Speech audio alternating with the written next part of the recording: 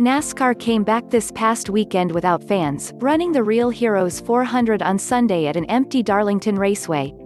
The Toyota 500, planned for the same track Wednesday, will also happen sans crowd noise or typical race day festivities.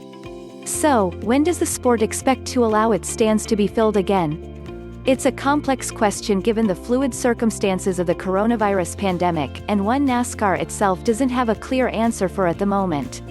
More, what the return to racing has been like for drivers. General timeframes by location for large gatherings are being announced sporadically around the U.S. Here's what we know right now: when can fans return to NASCAR races?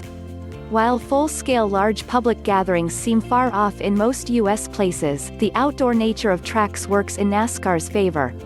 Studies have suggested COVID-19 is less communicable in open-air settings. Speedway Motorsports CEO Marcus Smith spoke with Fox Sports Bob Pockrass as part of a feature story about how the rest of the year for the sport might play out. Smith said there must be intermediary steps for states before race gatherings are discussed, such as restaurants and bars being reopened. "I'm optimistic about getting back to live crowds," Smith told Pockrass.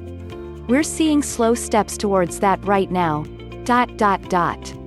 There's a plan, a path forward to particularly outdoor events. Lots of parks are opening up, and that is a step in the right direction. Those steps are being taken at very different paces. A track like Sonoma Raceway, located in Northern California, could be less likely to reopen with fans than a venue such as Talladega Superspeedway in Alabama, where social distancing measures have already been significantly relaxed. 34 U.S. states have announced full reopening plans so far, according to a map by the New York Times. NASCAR hotbeds such as Florida, Alabama, North Carolina and Indiana are among those areas. Officials have generally been positive in their view of NASCAR getting fans back across the board sometime in 2020, even if attendance is limited at first. That said, it seems likely it will play things cautiously.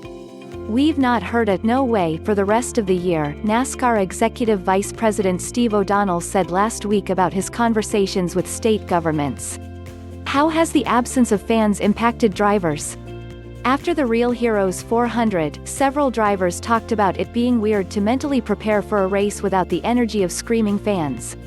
In his conversation with Sporting News on Tuesday, Matt DiBenedetto said the silence following the national anthem was noticeable. Still, once races begin, the difference between fans and no fans is negligible for competitors.